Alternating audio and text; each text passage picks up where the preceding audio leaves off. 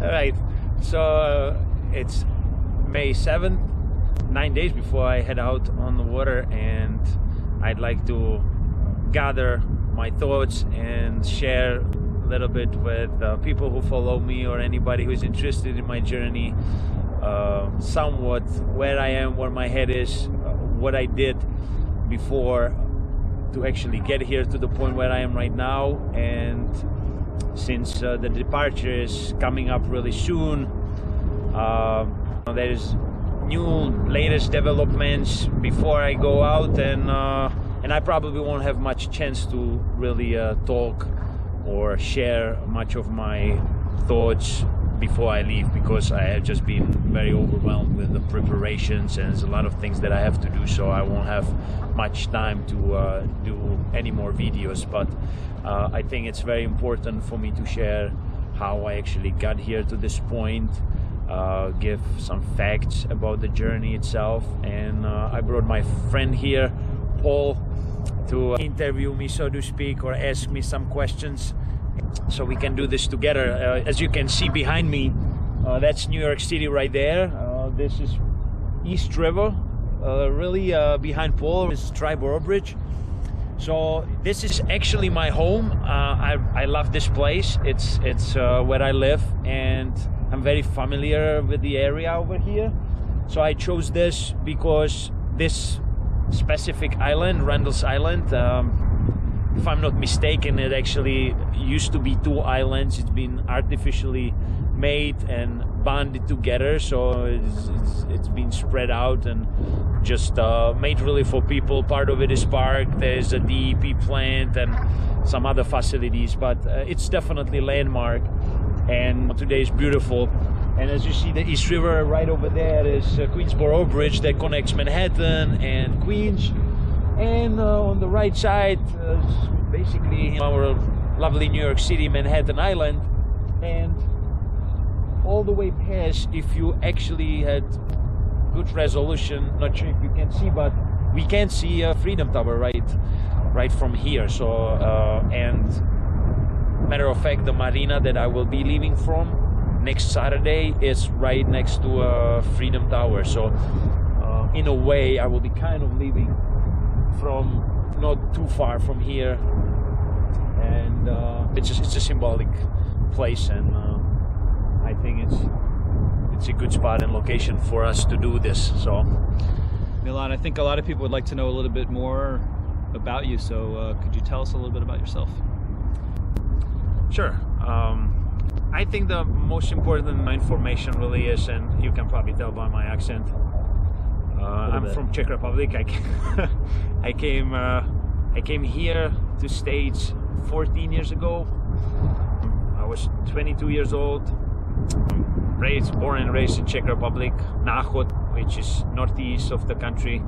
And really, I had a big dream when I came to States. I just wanted to see the country, curiosity. I was not sure whether or not I was going to stay here, especially when I was leaving and coming here, that young.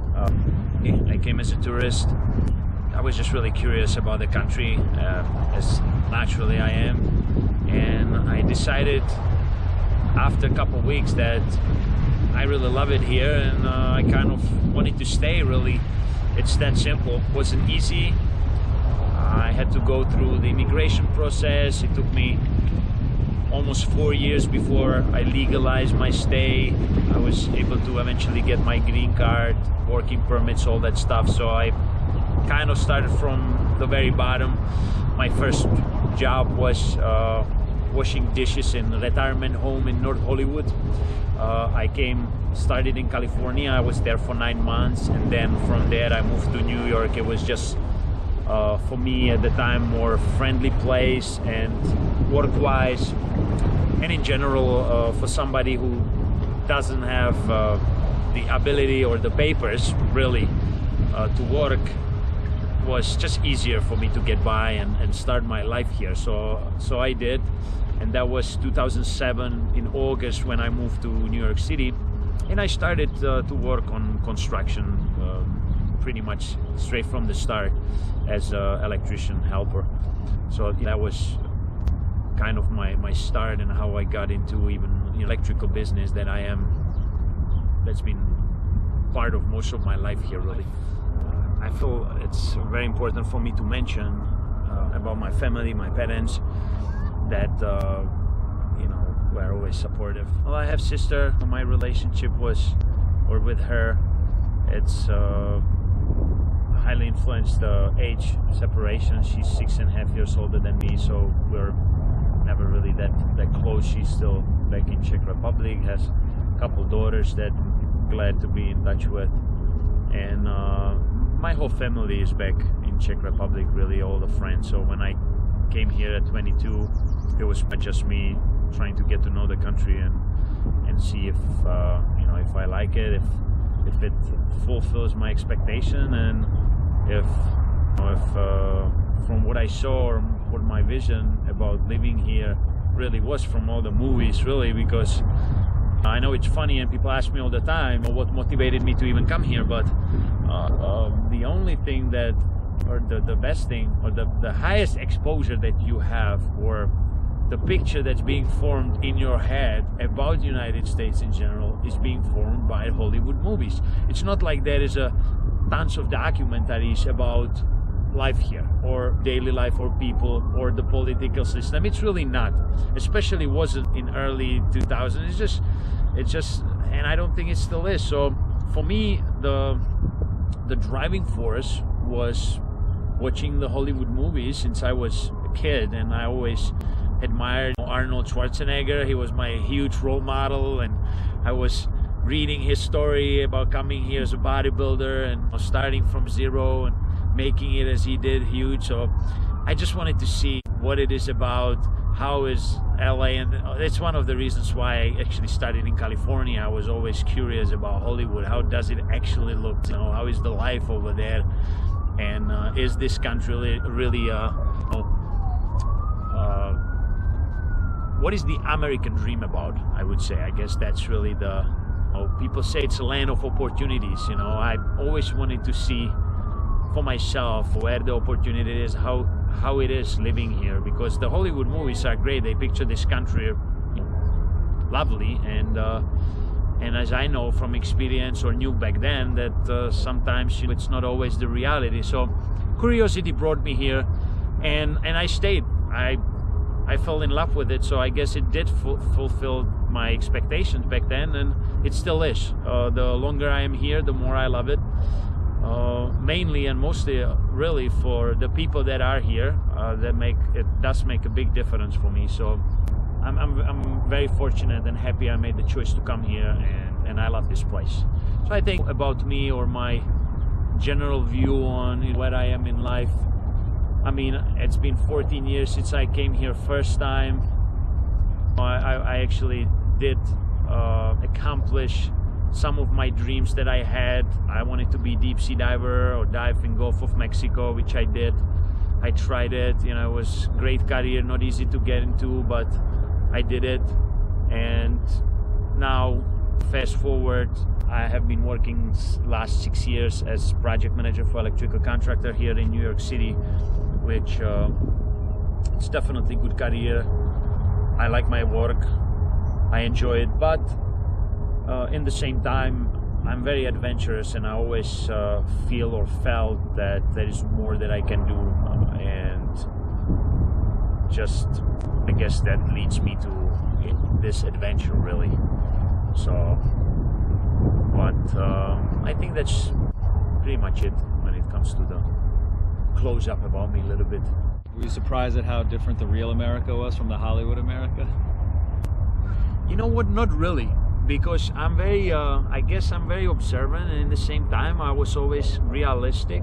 So I kind of, even from the movies, I kind of had a good idea about how it could be. If there was anything that I was surprised about, you know what, I can't really think of. I never idealized, or I never made myself any illusions, or I this place being great or easy, let's just say, and that everybody is happy here, everybody has money, everybody's doing well. because that just would not be possible. So I don't think there was anything that surprised me really now, thinking back. No, I never, as weird as it is with the Hollywood movies that I would say they are not real or realistic, me personally, I was not surprised with anything. Like, I kind of took it as for what it was. What is different for immigrant though, and I think that's me personally, I don't know if everybody has the same spirit, everybody thinks the same, probably not, but for me every day really, and everything, especially the first year, 2 years, 3 years, there was a lot of new things on daily basis. Like, frankly, I came here and my English was limited too. I wasn't able to really express myself very well, a lot of words I didn't know, phrases, I didn't understand everything. So there was a learning curve that I had to go and kind of pass, which was challenging, but in the same time fun. Learning new things, getting to know people, getting to know the culture. I guess one thing that I started to realize, but in a later time, was that when you come here, it's almost like a bomb or explosion of new things and emotions. So you kind of overwhelmed just by learning the new, and you don't always analyze everything as you would if you had the time and you step back, and in retrospect it's easier kind of to distance yourself emotionally and think more realistically about how what the reality really is. So tell us, how did this idea first come about to take this amazing journey, this adventure? Okay. And when was that? All right. So first, I think it's important to explain a little bit about who I am, because this idea literally came about probably February last year, the idea. Now, going back to, I was always adventurous and I always wanted to do something extraordinary. So that's important to mention, because I don't think that anybody just one day decide to row across North Atlantic Ocean. I don't think it just happens. Never heard of it, and I don't think it does. So, to explain a little bit, I always, even as a kid, I always wanted to climb the tallest tree, challenge myself, swim across the lake. I guess you could call me daredevil. Among my friends, I was the first one to jump into deep water and dive, whatever. I enjoyed a little bit of adrenaline sports, but as a kid, I also followed Reinhold Messner. He was my huge, hero back then. I read all his books about his achievement in Himalayas, mountain climbing, all that stuff. And I was always on that adventure kind of note. I always had in the back of my mind that I wanted to do something like that. But the life really took over, and just starting in as an immigrant, it wasn't easy. I mean, I didn't even have opportunities, A, financially, B, travel-wise, and time. I mean, it was not possible for me. So the thought and the idea, the spirit was always there, but the realization of it was not. So I think it really is a combination of good timing and just getting the idea, because now going back, I wanted to do some mountaineering, climbing, but in the same time I also know that now Himalayas or Mount Everest is overcrowded with people. It's very commercialized, and so the spirit for me, myself, really it's not there anymore. And even though it would be great to do so, it's still investment of easy $120,000 with not necessarily certainty to be able to even reach the peak. So knowing so, it was on the back of my mind, but I was also thinking about something else, possibly going to South America, climb Aconcagua or Mount McKinley, cheaper, not easy by any means. So it was there. But that being said, in February last year, I actually watched this podcast on Larry King, where Dan Bilzerian was, who is he's a little eccentric. He's known for, I think, more of his Instagram account and all these chicks and stuff, and his abandoned lifestyle. So, you know, and I didn't really know much about him. I just, some friends shared his pictures on Instagram. So when I saw that there was actually podcast made with him, I was curious what he had to say. So I watched the whole podcast, and at the end of the podcast, he was asked by Larry what it is that he would wanted to do, you know, in his life, because he seemed to accomplish most of it. And he said, you know, rowing across the ocean. I was like, what? Yeah, he said, yep, rowing across the North Atlantic Ocean. And the guy goes, rowing across the ocean? I mean, said, what is that? Is that even possible? And I was immediately, my head goes, you know, 100 miles an hour. I was like, hey, wait a second. Yeah. He goes, yeah, you know, less people rode the Atlantic than the ones they were up in space, and it can be done. And the way he basically spinned it, I was like, it was there. I was, oh, that's awesome. It sounded great. It was on my radar now, but I probably let it go for 1 month. The seed was planted, but I didn't follow up on it at all. A month later, I just came back to the thought. I had little time, so I started to do my research, and I just Googled rowing across the ocean, and I found out that yes, it has been done. It has been done from Canada. There were people that actually did it, and so I found out about Bryce Carlson that did it from St. John's. He broke the Guinness World Record, and to kind of cut all the information or any kind of research out of equation, I figured I'll ask directly Bryce if he has time to respond. What is this about? Is this possible? You know, what's the deal with ocean rowing, and can it be done? Obviously he did it. One funny memory I have from the weekend when I bought my boat was really when I was driving down the highway back to New York with the boat behind me.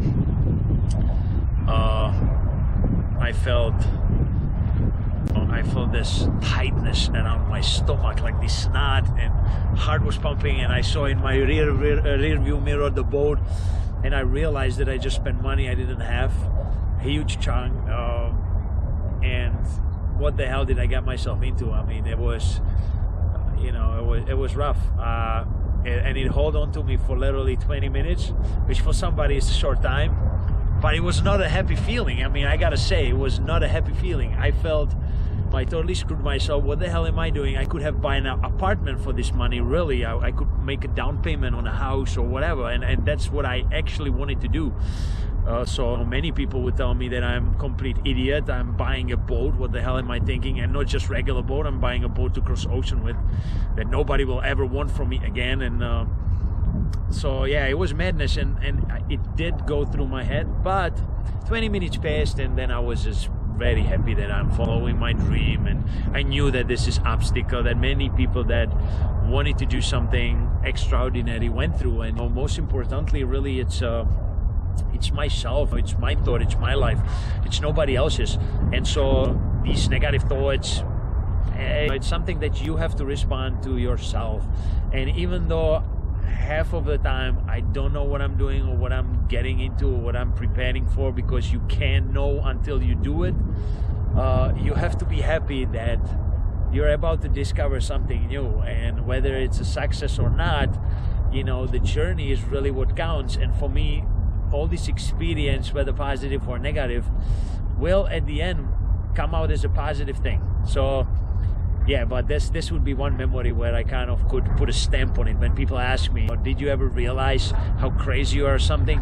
Yeah, but it came really with the financial, I guess, luggage, not necessarily the fact of rowing the ocean itself, because that never even struck my mind that would be reckless or crazy, which I'm sure for many people, now they can see how crazy I am, because I never even it just really didn't. If people ask me, do you know what you, I don't think about it that way. But I guess the biggest stress that came from was the financial, for the part of just buying the boat, offloading this huge chunk of money. But moving forward, that was pretty much it. I had it in New York, and that was it. And so since you've had the boat here, you've kind of you've been putting videos up of you working on the boat, preparing it. How much work did it need? What did it need? Well, the boat really didn't need much work in terms of, I could probably bring the boat or take the boat as it was, just throw my gear in, food, and go right on the ocean. It would work. But, well, I shouldn't say that. There were a couple things that I had to do, and one of them was the water maker and all that stuff that I had to put in, and I'm just kind of trying to modify or customize the boat to my own liking, because I'm getting ready for offshore or for the ocean environment, and I see like I'm missing a couple things here and there when it comes to inside the cabin and just to organize it. So I guess that's what, you know, the work is, and I'm trying to, of course, share what I'm doing with the rest of the world, because I find it interesting, and I'd like to, at the end, I really would like to inspire people. So that's why I want to share it, so they can kind of see what, step by step, what I'm going through and what I'm working on. So talking about the desalinator machine, can you tell people a little bit more about how much water it makes, how long it takes to get a few gallons of water maybe, and maybe also touch on just your food and where you're going to sleep, food, water, and shelter. So the water maker, it's I have actually two. One is powered by small electric motor that's being basically powered from the batteries that I have, and it really is the biggest output that I will have from the batteries, and planning on using it once a day for about an hour, and for that hour it should give me around 5 liters of water ish, which is a little bit over gallon, or even, you know, gallon and quarter, something around that ballpark.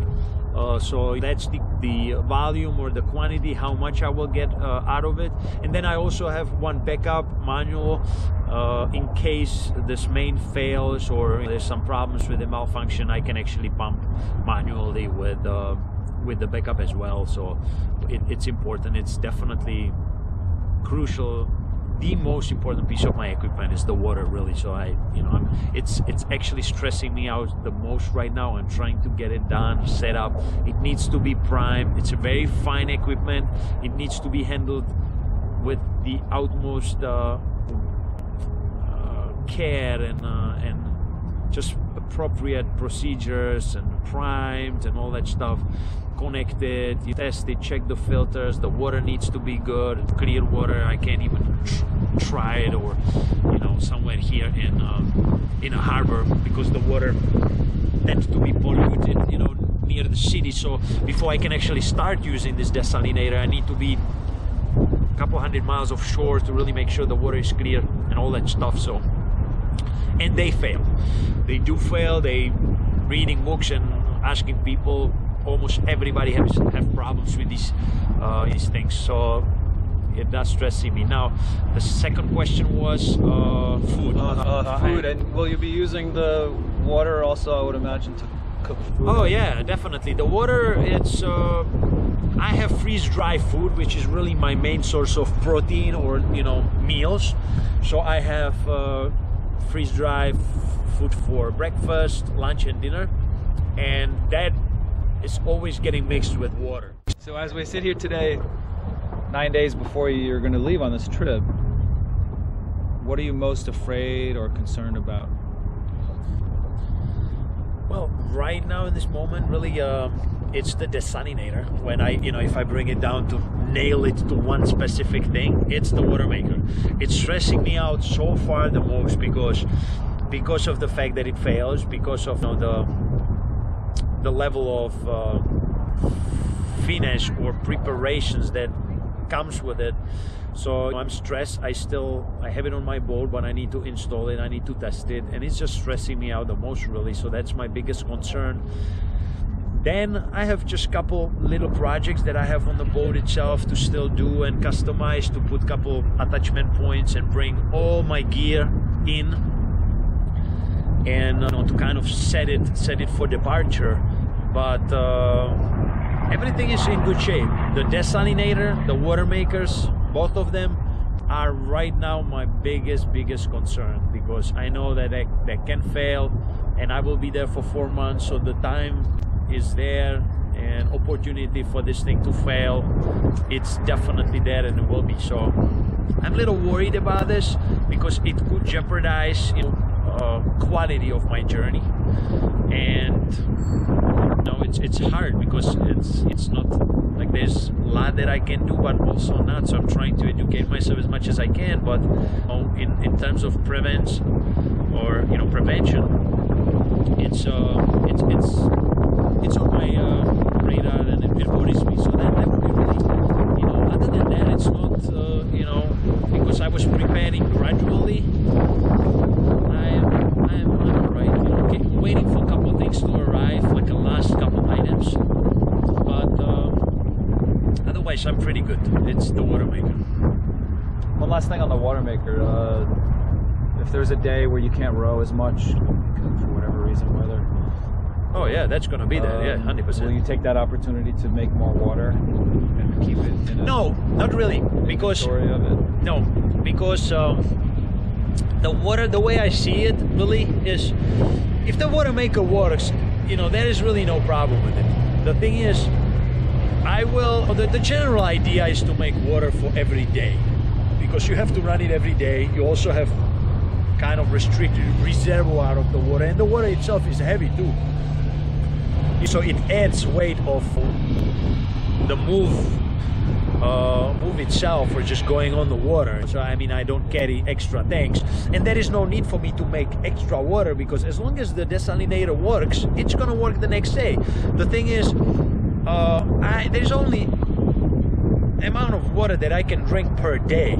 So and if I'm rowing 12 hours, of course I'm going to burn, and I will need to drink more frequently, all that stuff, yes, but I don't have to make extra water for the next day, because it's almost like an extra waste. I don't have all the I designate 1 hour a day for making water, and usually it would be in the nighttime.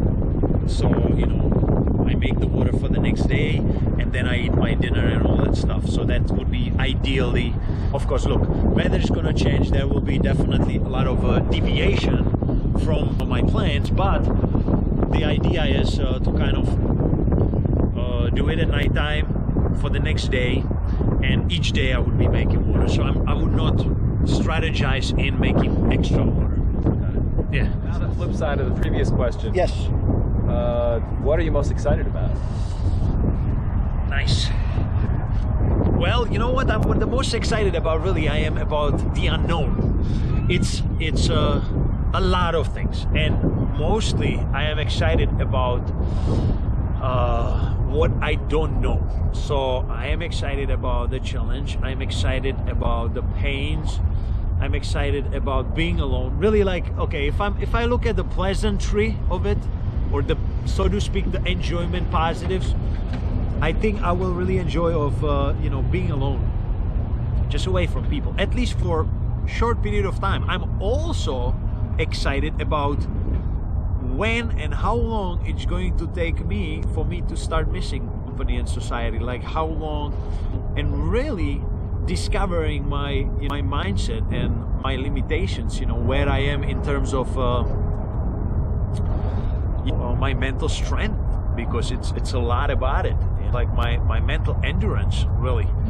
And just to get to know the water, to kind of waking up every day and getting to know myself from different angle and different perspective, because it's a lot about me. Let's just face it.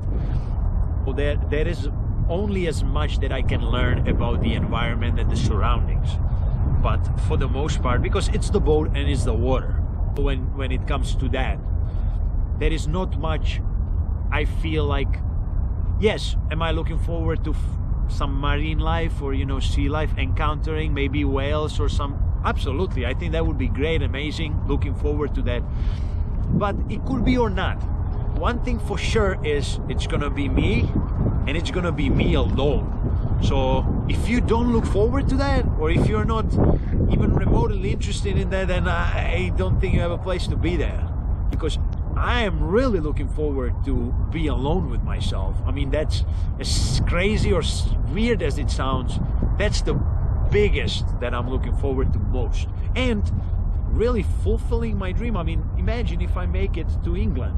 I will be the first person that did it from New York, and I'm going to accomplish something incredible. So yeah, I mean, I think it goes without saying that what I'm looking forward to most is to be reaching the other end, getting to Europe. I mean, that would be incredible.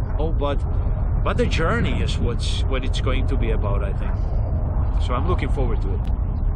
In a weird way, maybe this isolation with the pandemic is a little bit of a warm-up for kinda. I guess it could be. It could be. People on a smaller scale. Yeah. People, people think that, or they say a lot that it's probably better for me to be on the water right now, which I don't disagree with them. But it does challenge. It does also add, another challenge now. Going back to your previous questions, I guess it does make it difficult for me because the exposure, media exposure, has. Don't want to be selfish or anything, but it is kind of important for me because I would like to, one of the things that I would like to do or really contribute, so to speak. I would like to actually use this journey as an opportunity to pay forward a little bit, because I think it's such a great thing that I'm doing, or I can, and I have this opportunity to share with people, that it would be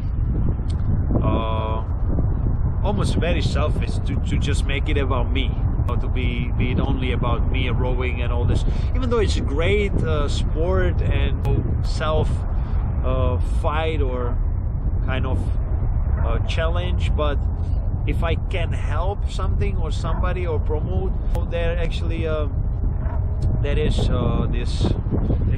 this foundation over here, which is one of the big one that I would love to help these people from Challenge Athlete Foundation. Can you describe what they do? Yes, they well, I guess in the scope, they help challenge athletes, handicap athletes, kids, all the persons, basically anybody who wants to perform sports or do athleticism. Now, I believe they also support Olympic athletes, so they have some successful athletes in the Olympic field, but they helping them financially, raise money, whether it's their wheelchair, they can do a sport, or prosthetic leg, prosthetic limbs, or any kind of help they need in terms of sport. And I think it's amazing for many reasons. One of them is I have been fortunate enough to have a healthy body and be born that way, and it's really a privilege, and I realize it, and I would love to help these people. I just really would. It's something that it would make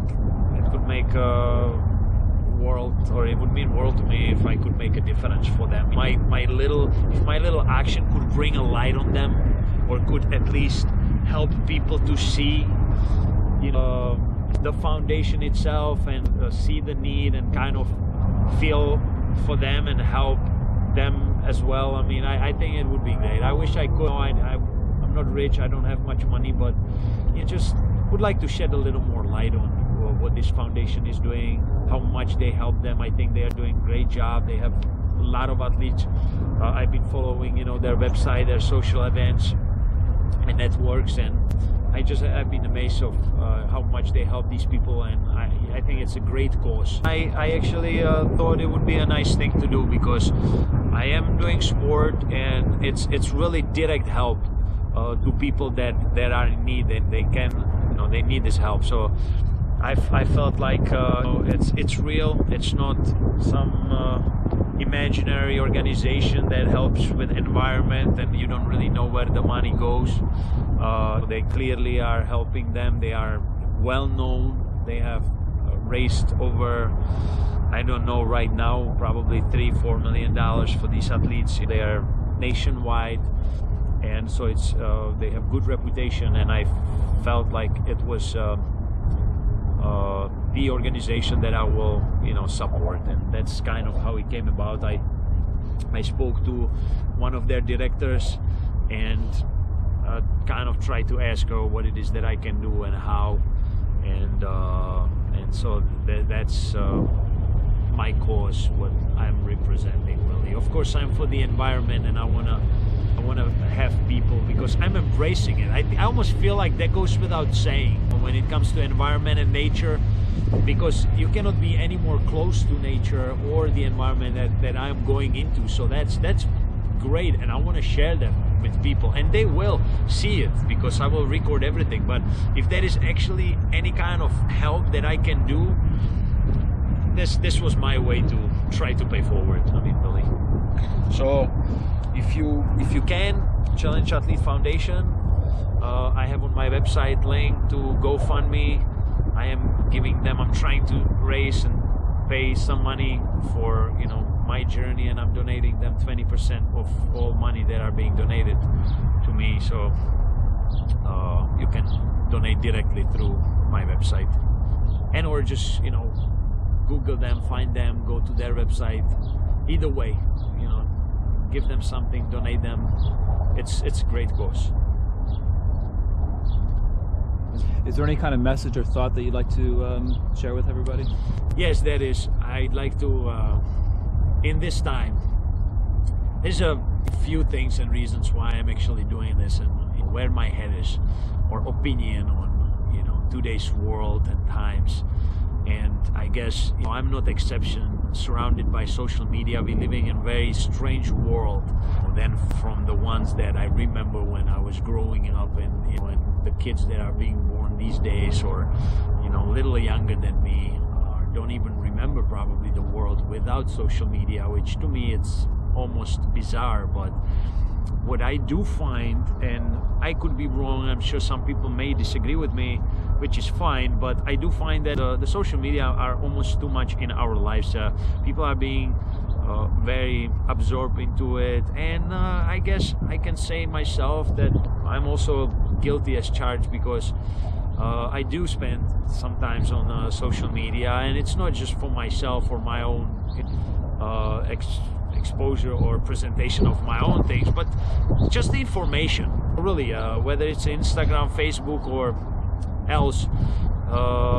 The information is there. It keeps us constantly alert on our phones, and whether it's something that we are interested in or not, I feel it's taking a lot of our time. And from what I see is, and now I'll go back to really the presentation, the self-presentation for some people, the way now everybody can basically present themselves somehow on social media, and it really lately turns me off, and I feel like the whole society is almost kind of twisted in a way of values. And again, it's just my personal I'm almost a little bitter about it, because if anything, I would appreciate if social media or the source of information was factual, good, and you could kind of find the needed or the important information that I consider important. Whether it's politics, environment, or just overall general knowledge or science. But many people, they make the social media really a lot about themselves, and I'm very dazzled, or sometimes in disbelief of what some people find interesting, or how they are being followed, and what's really the content of the media or the message that people are sharing, and how much feedback that's getting from people, you know, and I'm talking about the silly post of dinner plates or just regular daily routine of some folks, and they're getting such a huge, you know, following and all stuff, which it's just very surprising to me when on other hand I see people that have foundation, they are helping, whether it's the children in Africa or bringing water source or helping clean water source in villages or third world countries, or doing something for the environment, cleaning waters, helping oceans, cleaning beaches. If anything, those, in my opinion, are the important, the real values that I personally value, and that's what it should be lifted, really appreciated. But I don't see that having that many followers.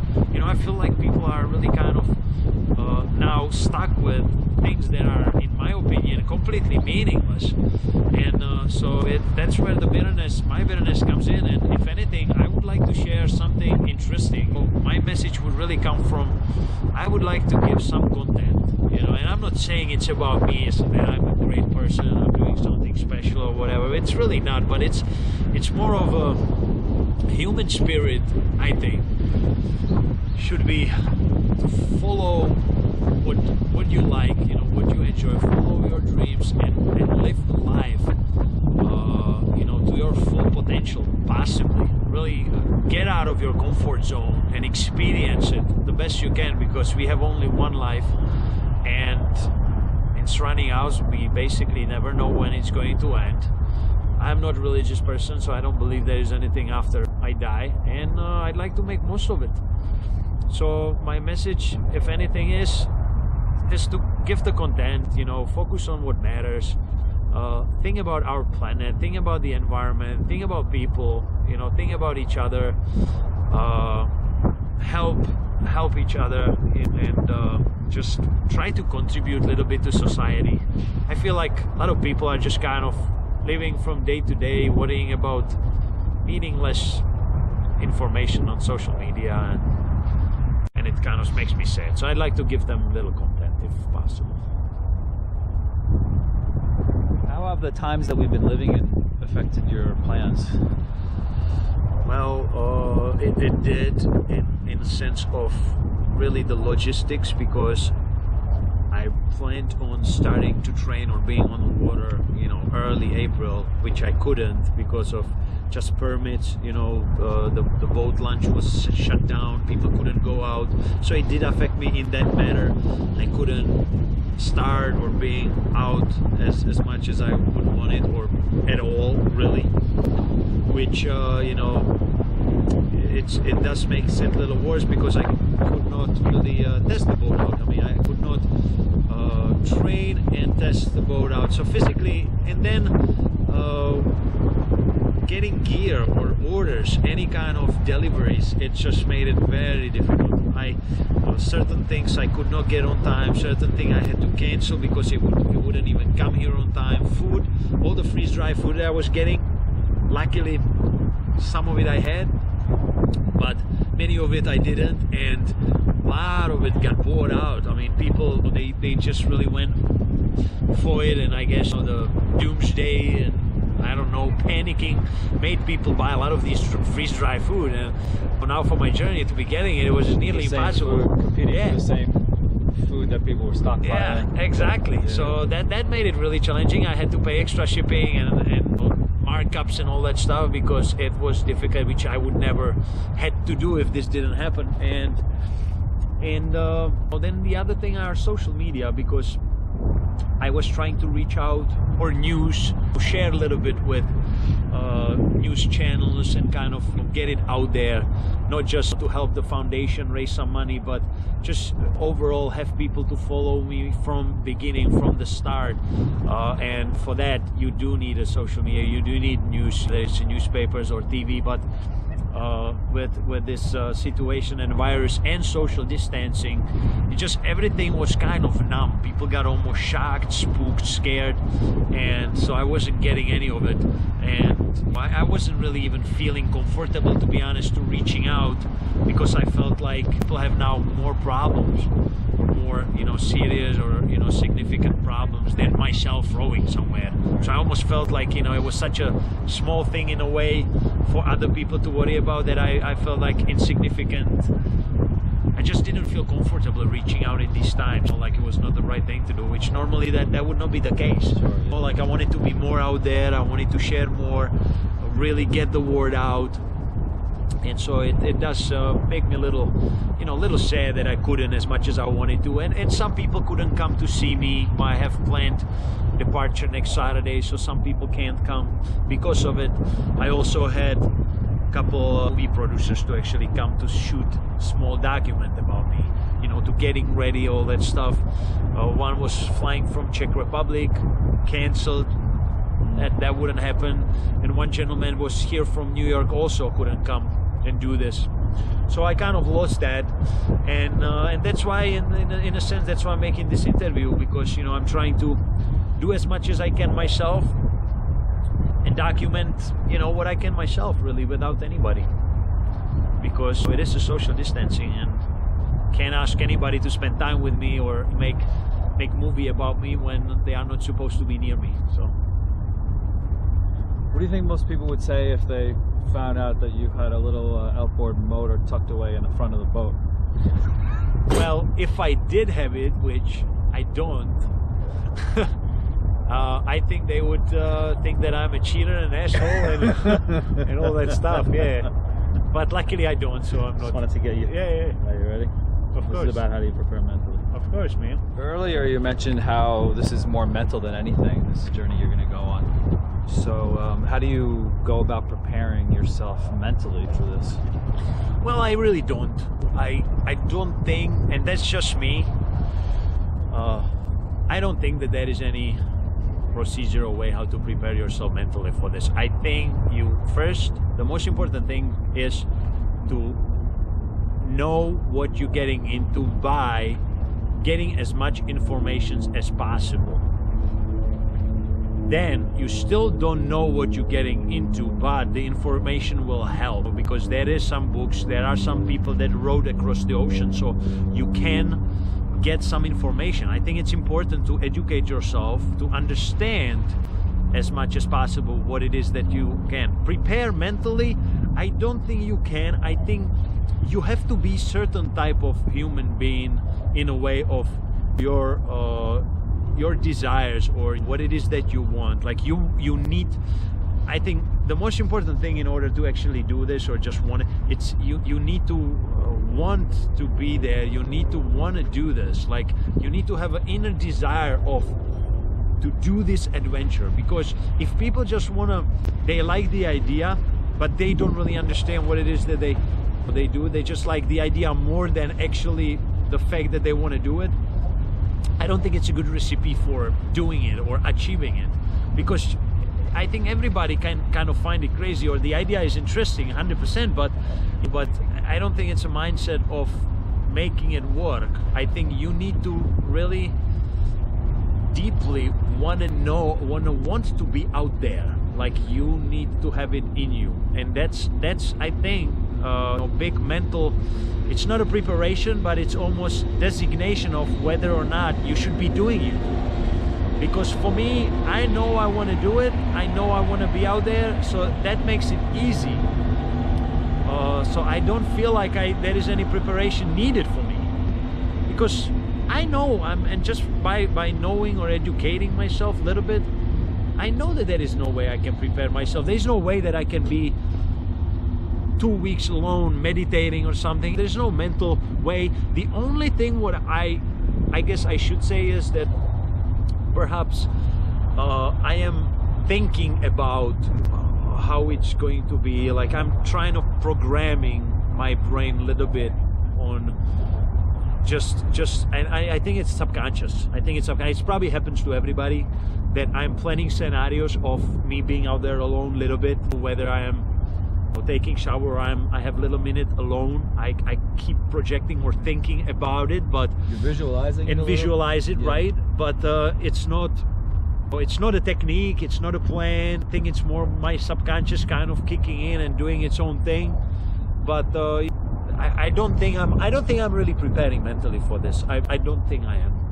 Frankly, to be honest, I think it's gonna change me completely. Like my thinking. I don't think it's gonna change who I am, but it's gonna in that under that pressure, in that environment, I know that I will change of my outlook or my whole mind process or my way of thinking. It's going to change as opposed to where it is right now.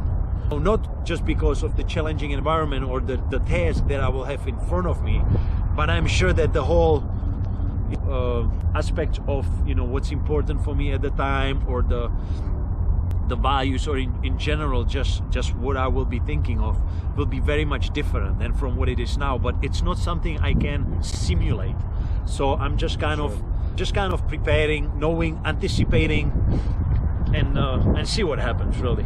It might be interesting to take a look back when you return from the trip and be able to see where your mind was at that time, as far as what your kind of expectations are as to what a day in the life on the boat might look like. Yes. So the way I see it right now, I think it's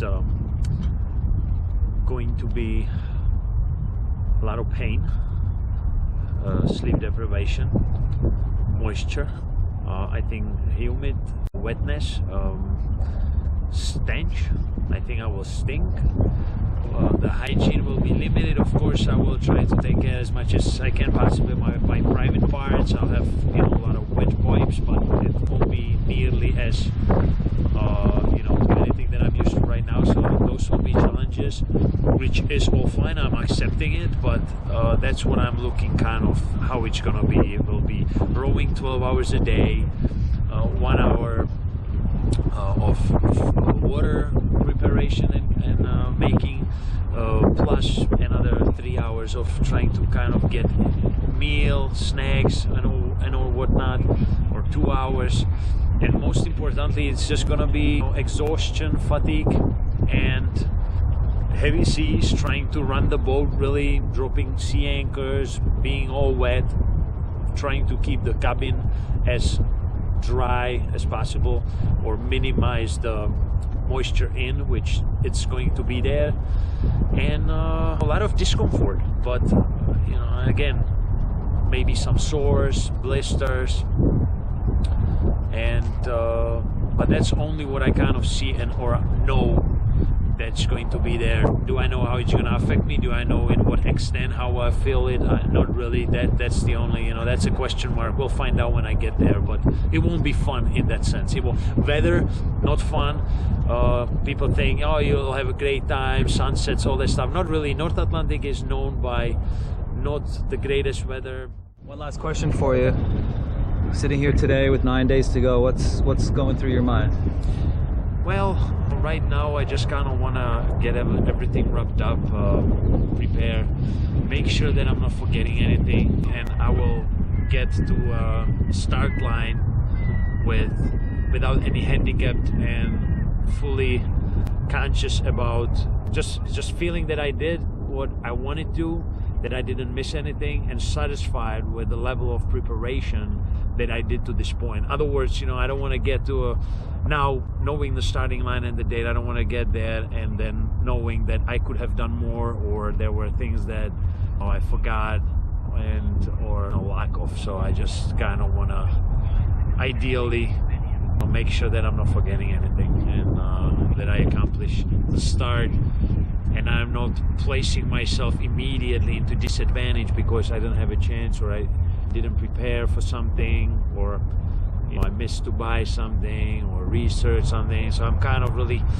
it's the most busy time in my preparation phase to just get everything tied up, all the loose ends ready, get the boat fully equipped, fully loaded, into the marina for the day of me leaving, and then it's really on me leaving and hopefully having good times out there. So I'm looking forward to it. As much as it's stressful, I'm trying to enjoy even this phase, and I'm looking forward to the point of me leaving, because that's a point where big stone or luggage comes out of my bag and relief, because now I know that the preparation phase or whatever I was looking for is kind of over.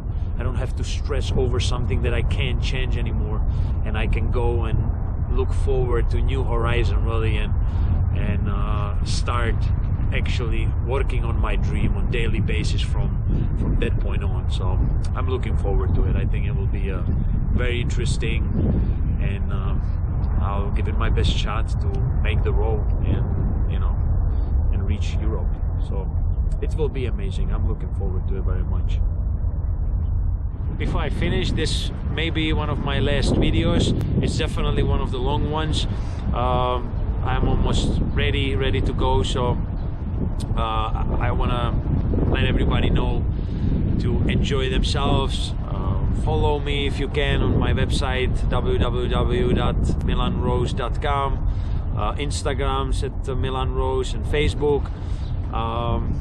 Track me, look, check my positions, see the weather on my website if you can, and wish me the best. Hopefully I'll be successful and make it to Europe, and if not, it's okay. I gave it a good shot, but everybody have a good time. Don't worry about me, please, because there's no need to worry. I'm having a great time. I'm enjoying all this, and most importantly, nobody forces me. I want to do this. So if anything,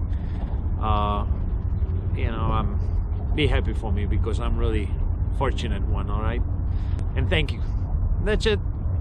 Have fun.